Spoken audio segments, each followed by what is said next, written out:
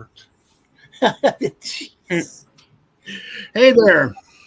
Welcome to the Let's Talk Fishing Show. Guys, you guys have been watching me for a while. I love to find these small jig companies, small soft plastic companies, small companies that sell Mojo shrimp. And, the Let's Talk Fishing Show just prides himself on working with the small operators. Without the small operators, we're going to have nothing left but the huge conglomerates. That makes me sad.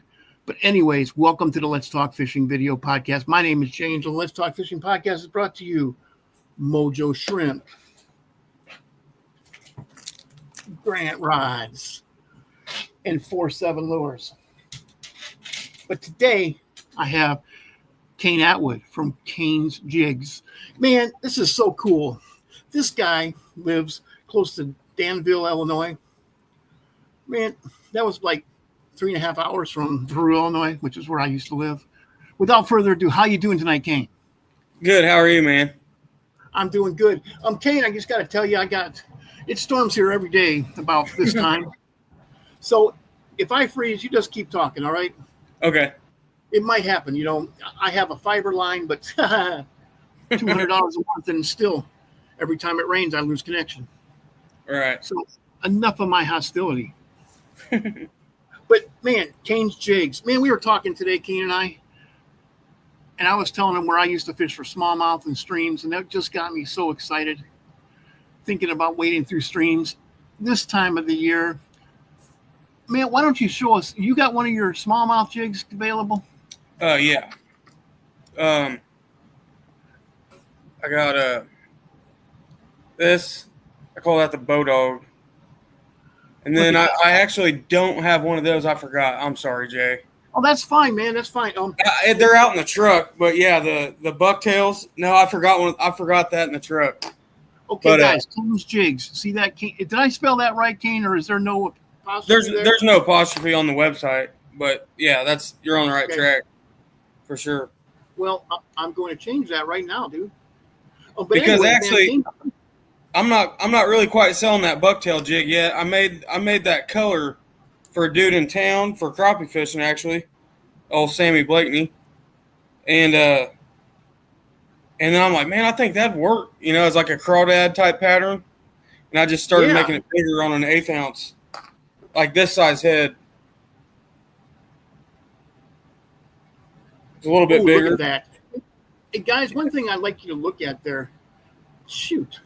Show that again, man. Look at that eye. This is one quality jig. And, guys, if you're as old as I am, look at that. Like, I don't even know if guys nowadays would know what a pipe cleaner looks like. But we used to call those pipe cleaner jigs because that's what pipe cleaners looked like back in the day. And, man, then you had the marabou that came out the back of that. I remember using the black color like that, but it didn't have as high quality of a jig head as you make. Okay, yeah. And just slinging the smallmouth out of black because, you're working that down there. It looks like a leech, and it's just going like this. And those feathers are going like this. Oh, nice. Nice. Freaking, man. Yeah, breathing. That's nice. That's a crappie killer right there, though. But also, see, man, do they still make, what the heck are those things called? Oh, I have no brain anymore. Those are my Cubby mini mites. Oh, the mini mites in the plastic tube? Yeah. Pink mini mites. That's what that reminded me of. A little bitty 64-ounce jigs that you had to take the little hook eye buster in. Mm-hmm. But, man, yeah, my buddy Ian likes those. But that pink, I told you, about a quarter of my income was made by guiding up in Illinois. Pink was my go-to color. Oh, yeah, I love pink. As soon as the water heated up, I used pink. And, man, I didn't even – it was nice because, I got those directly from Cubby, and I didn't even need minnows if I had those. I just, go out the mid-lake, find a big tree. There was about 60 of them there in Chabadon. Anchor, and then – this is days before spot lock, Mm-hmm. Anchor with 2 anchors, so I'm stuck. throw out there with slip bobbers and then people, what do we do? Watch your bobbers, man. Watch your bobbers. Where's your bobber, dude? Where's your bobber? Right. All right, start reeling. You know, we would reel in crappies all night long with that pink. That's why I like that. Well, the difference between a mini mite and yours is yours, like you said, it's breeds. Why don't you show that again, that crappie killer? Yeah, I call this one the turkey. The turkey? Mm-hmm. Oh, look at that. Yeah, with those hackles on the back of it, man, that thing freaking breathes. Oh yeah. And what I think really separates, you know, do you live scope much? I fish with a lot of guys who live scope, yeah. But like, you know, like Mini Mite and whatever rubber bait company, you know, they're real good, but you got to keep readjusting. This is tied. That ain't going nowhere. You can pull on that. There ain't a crappie that's gonna pull that, you know. The hackles in the back. It just stays. No, just the jig body itself. There's no time in resetting, you know, re-rigging. Oh, okay. You know, you don't waste that time, and you just pitch right back. So that's where I think the advantage is. You don't spend half the day re-rigging, putting new rubbers on, or. So what you're saying is like the soft plastic like this. Yours is tied on, and this thing will eventually come off of the jig head. Yeah, you know, crappies will pull that off, but man, down here, these things don't last very long down here where I fish because out in the salt, everything has teeth. Mm-hmm. Everything has teeth, and a speckled trout were to sit there and grab it and go backwards. I've never seen it do that, but it's got to be what's going on. I make those for the rubbers too. That's freaking awesome. What? How much does that weigh? This one's a 16th. I make them in an 1/8. You know, as well a quarter and 30 seconds. Did you send me some 1/8 ounce of those? I already did. Yeah, they're in the mail. Awesome. It hasn't come here, but then again, nobody cares about areas around Baton Rouge. It takes forever to get here if it even gets here. The mail's rough everywhere, I think. Rough is a good way to describe it. That's a nice word. I use different words, but that's yeah. But man, that's show that jig again, man. Okay. That 1/8 ounce jig. Oh, this is a 16th. Let me look through here real quick and grab some 8s.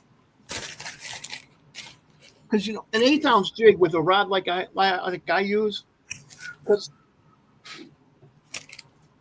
when you're using a rod that's this heavy duty, this is a 7-foot medium action. Mm-hmm. And I pretty much need something this big, to handle a 20-pound red, because I catch 20-pound reds fishing for speckled trout. Okay. But that's what's up. Well, here's I don't have any painted actually and glued. That's cool. But here's the profile difference. It's not much really. Look at that. Size a little bigger, but it's perfect. I mean, if it's big enough for a redfish, a smallmouth will eat it. A redfish will probably eat it. So. Oh yeah, man! You put something like this on there. Redfish will eat that. Oh yeah. Speckled trout will eat that. You put. What is that, like 3-inch? This is actually Thumpum soft plastics, man. Oh, nice. They're out of Port Huron, Michigan. Okay. It's probably 3 inches. Yeah. I'm actually gonna walk out to the trip. I love swim baits, man. I just love swim baits. I bet you I have 700 packs of swim baits. I can't get enough of them. Yeah, I like these kind of swim baits. They look like shrimp. Oh, that's wicked. Something I'd like to do is come up there and fish with my friend. He has a lot of yellow perch in the lakes he guides. It's called Big Green Lake in Wisconsin. And this thing looks like a freshwater shrimp. I'd like to see if I can catch yellow perch on this thing. Probably. Let's see here. I mean, put this down. It sits like this. Oh, that's a killer there, ain't it? Yeah. Oh, There I ain't no trout guarantee I safe could go with that there to sucker. catch. No, I bet I could also catch smallmouth bass on that thing. Most of the time, I use that on what's called a popping cork. Popping cork? Oh yeah. Okay, well here's the smallmouth jig. Ooh, look at that thing. This has like a Wow. rubber body to it almost. And then I put a good little amount of flashaboo in there, and then that's bucktail. Nice. And then, Man. okay, here's here's the 1/4 ounce heads. See, guys, look at that eye. I mean, they didn't used to make eyes that high quality back when I was young. There's white. Here's the gold. This is my favorite color dry. There's the gold right there. Oh yeah, look at that. That's awesome. I love that. And then as far as the 1/8 ounce sizes go, that profile is like perfect. So when you're fishing for crappies, with these, what size would you use? I'm a 30-second guy. I like it small, and if I need to get it down there to him, I'll throw a little weight above it. Okay, so you put a split shot about what, a foot above it? I'll either do a split shot, or if I know it's going to be a day where I'm going to fish deep a lot, I'll throw a 1/4 ounce egg sinker above, and with a swivel. Bobber stomp? No, a barrel swivel. Okay, yeah, you can use a swivel too. Yeah, and because it'll take that rotation out, for like the real dead sticking part of the season. Yeah. The memory of in your line coming from your reel, it'll kill that to where that jig isn't even spinning, And that the 30. One of the things I do for that is I have braid going down to them. Braid, yeah. Fluoro. But also, just like you said, if I only had this much left, I would use a swivel just so I don't have to tie a stupid double uni knot, because I'm 57, almost 58 years old, and my eyes just can't handle this anymore. I can't see it. I have to sit here with my big old, like a fly tire. I have this big old magnifying glass so I can tie knots. Right. And people ask, why do you show up with 12 rods? I don't want to talk about it. I'm blind. You got to be prepared, though. Yeah, so I am prepared. I mean, I have 3 of every rig I'm going to use. If you can tie them at home, why tie them there, Yeah, because then I can just grab the second rod, grab the third rod. Damn it, now I have to retie. Yeah. If you're that deep in there, it's hell with it anyway, Well, if I have to retie, I usually go direct to braid then. Yeah. If I have to retie on the fly, it's direct to braid. The braid. Rods. I'm not sure about the braid, because I can kind of see it on the live scope, and I figure if that could pick it up, what are those fish doing with that? And I don't know. Man, if you have 4-pound braid, it is such a thin diameter. Mm-hmm. Because I use 20-pound braid, man, I've caught lots of crappies tying direct. Yeah. But that's down here where all the water is brown, Right. You don't get clear water in Louisiana. I think we have one clear water stream, and we have some spots in there. I've caught some spotted bass in there. But it's like 3 hours away. I don't want to drive 3 hours to catch, bass like this. Little spots. And if I go 3 hours south, I can be on the coast, and you never know what you're going to catch there. I mean, the sharks are in right now. Are they? I don't fish for sharks. I don't like them.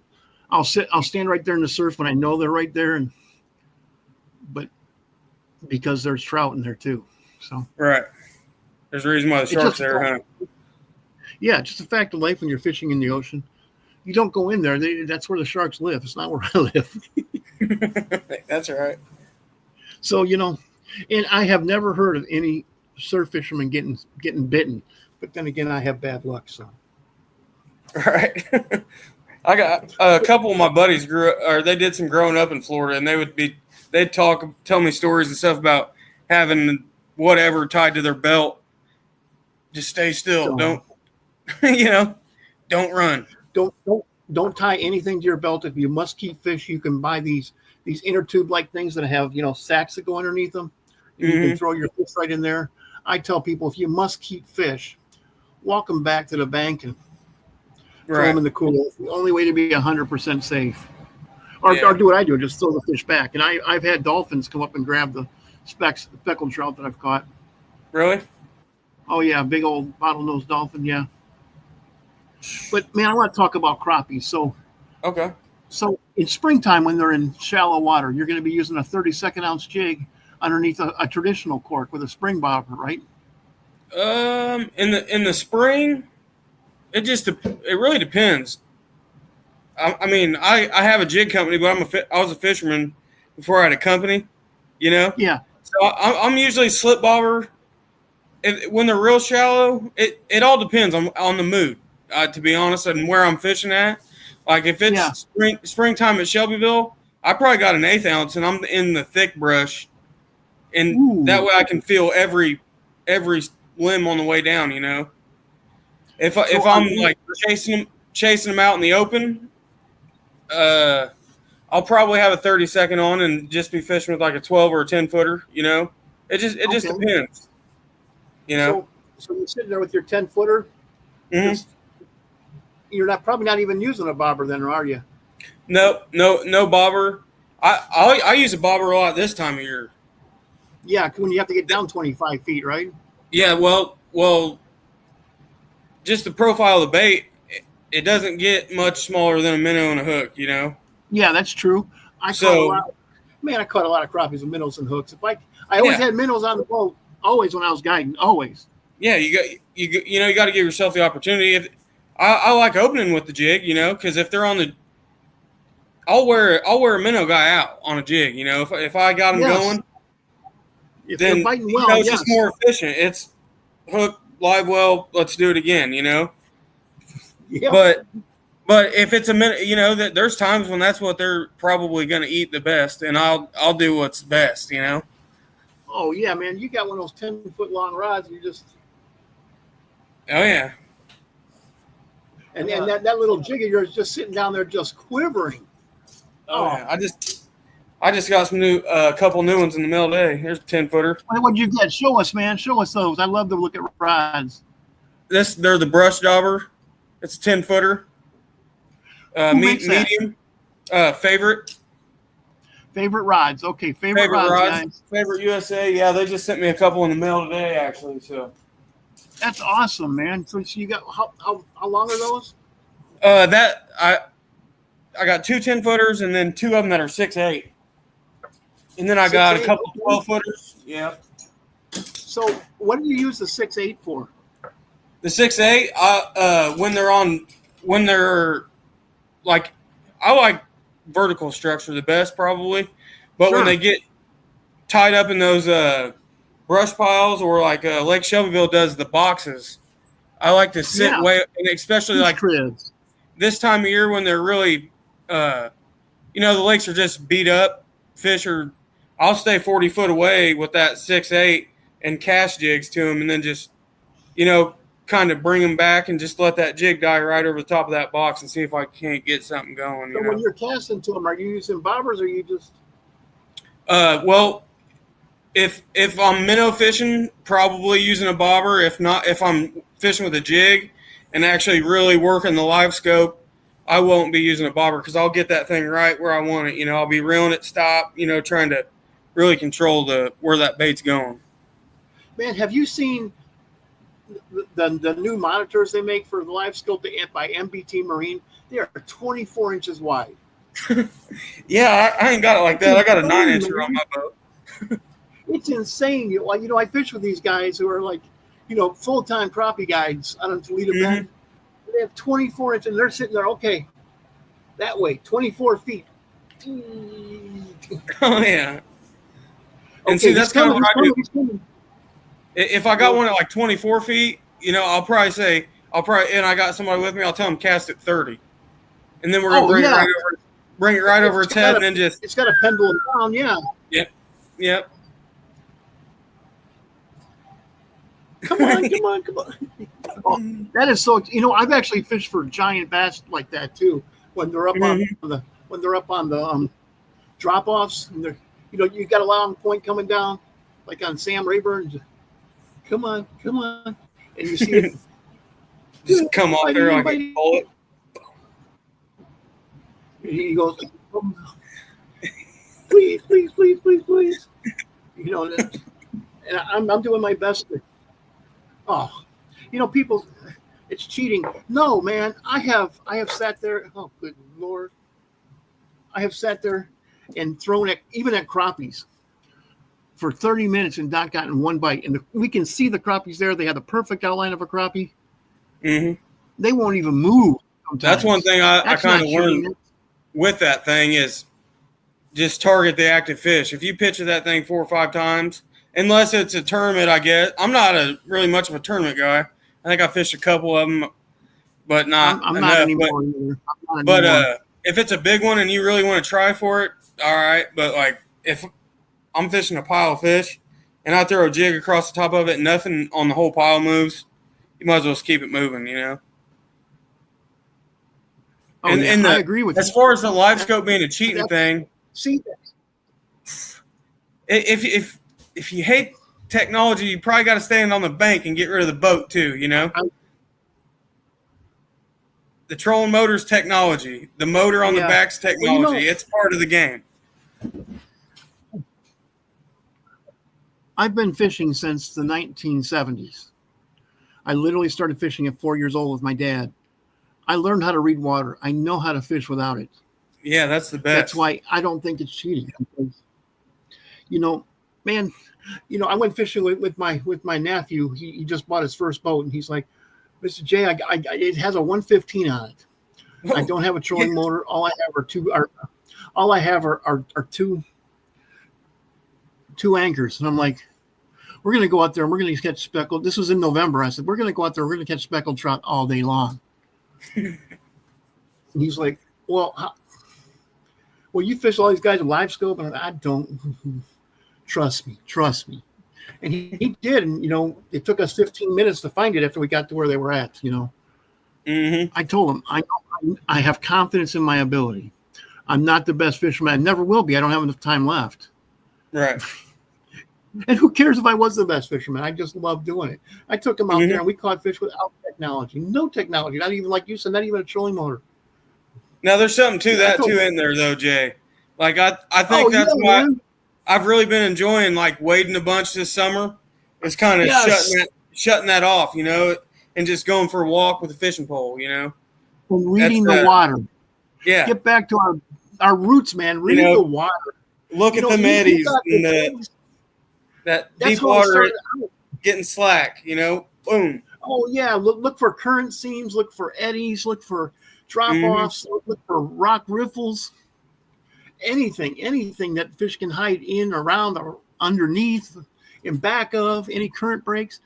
That's how I started in Northern Illinois. As soon as we moved to Northern Illinois, and Dad was telling me, I grew up around here. He said, there's a stream right over there. There's one over there. So I just started riding my bike there until I found some guys who were fishing. I made them my best friends. And I started, we would go there on a Saturday with a pocket full of jigs, shove those down in our pockets, and an old pair of tennis shoes and no shirt.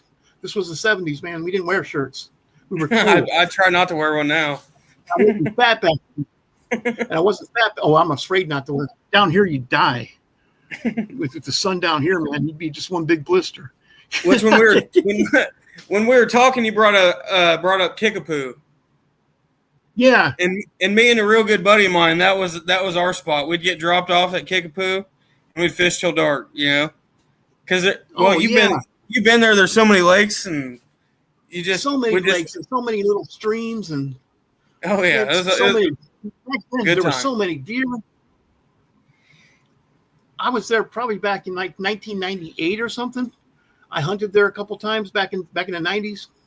Mm-hmm. There were deer everywhere. I mean, as soon as the sun came up one day, there was a herd of deer coming through, and there must have been 70 deer in there. And I'm like,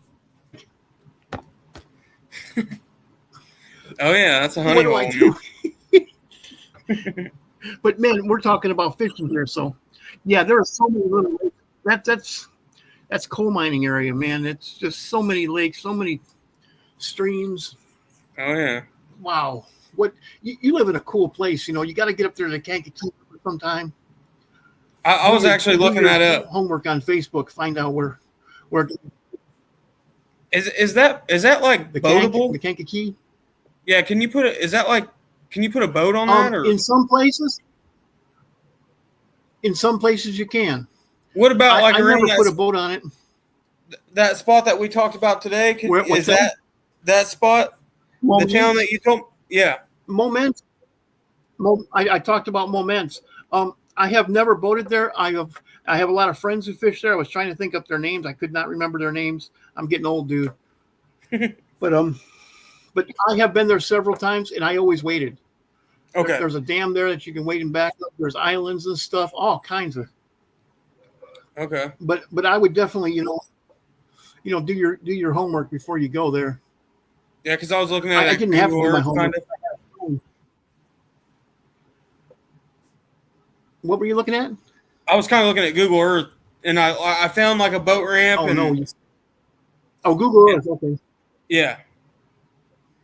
And I just wasn't sure how deep it was. Yeah, man. Go there with your boat. I'm just telling you, every time I went there, I was waiting. And I haven't been there since the 90s. That's what I'd like to do. I didn't know how deep it was, if it was wadeable, or.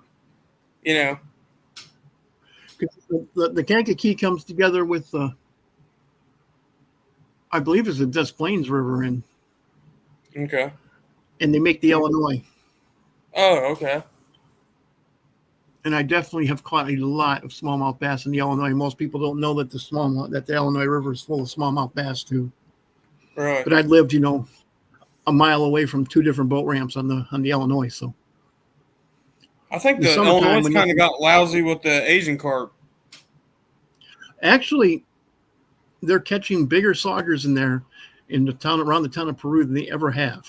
And they're catching more walleyes there now. And I think that's because of the Asian carp, because those big girls, walleyes and saugers, are eating the young of the year carp. Yeah. And just gobbling them up. And also they have an old industry that's come up around guys with party barges. You guys call them pontoon boats. Mm-hmm. Shooting with bows when they're in the air, yeah. Yeah, hitting them with ball bats and all kinds of crazy shit. Yeah. Well, but these people just shoot them with bows when they're in the air. I've seen them do it. But back to your jigs, man. So, what's your favorite color for this time of the year? This time of year, well, that's another one of them. It depends on where I'm at deals, but if that right there is a bad sucker. That's so you like bright colors? Disco hitter, yeah, and then if I had one jig to fish with forever, this is it. That pink and chartreuse. That's a good one. Well, the pink, man, that's a man after my own heart right there. The pink, I used to spend a lot of money getting small little original Rapalas painted pink. Right. Fish the Illinois River for soccer. And I like these too, that chartreuse and black. Chartreuse and black, yeah. That's a lot of guys. That's tough color. There's a favorite color down here for crappies, where we have really stained water. Mm-hmm. Chartreuse and black. Yeah, that's a good one. And I like chartreuse and white too. That one's hard to beat. Ooh, that looks nice. Yeah, it's way back when there were in Wisconsin, we're talking back in the 80s. That was a favorite jig. It looked a lot like that. It was called a pinky jig, and it was pink and white. Pink and white. I used to try a pink and white one quite a bit, and I just it quit selling, and because I don't know the pink and chartreuse, but yeah, I used to fish with the pinky one, but it didn't have a body on it. It was just it was red. Jigs don't have bodies. It was red tied at the neck, like right here, with white feathers. Yep. I used to. There was a bait shop in Olivet, Illinois, called Pammy's when I was a kid, and we used to get those there quite a bit. That was my I would favorite. buy that in Madison, Wisconsin, because my family was from Madison. My mom's side of the family was from Madison, Wisconsin, and we would drive up there to fish Lake Kegonsa and Lake Monona and Wabisa, the Madison chain. We would go up there, and we thought the crappies only existed in the springtime. Yeah. That was a pretty common thing till not too long ago, Yeah. Well, we didn't have all this technology. We had back then you had the Lowrance flasher. Right.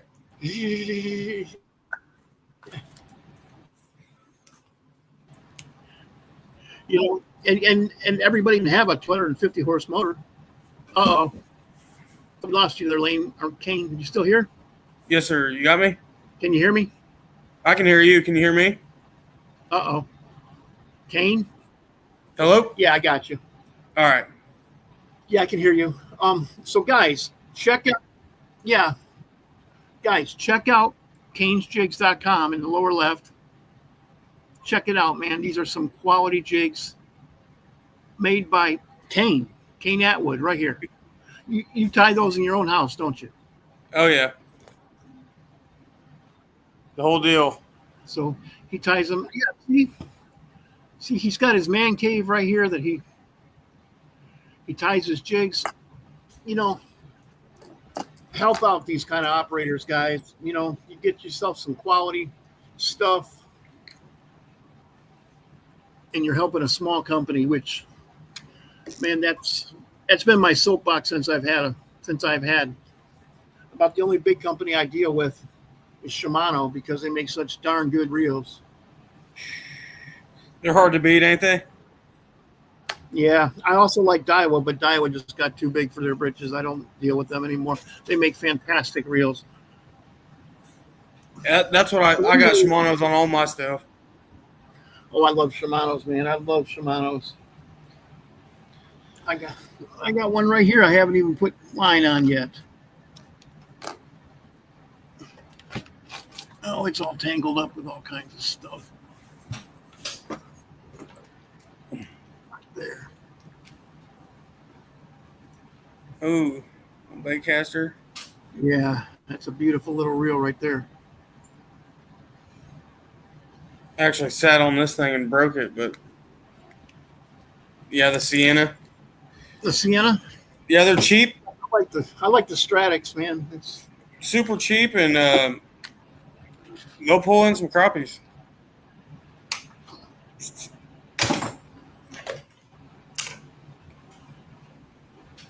See that right there, the Stratic.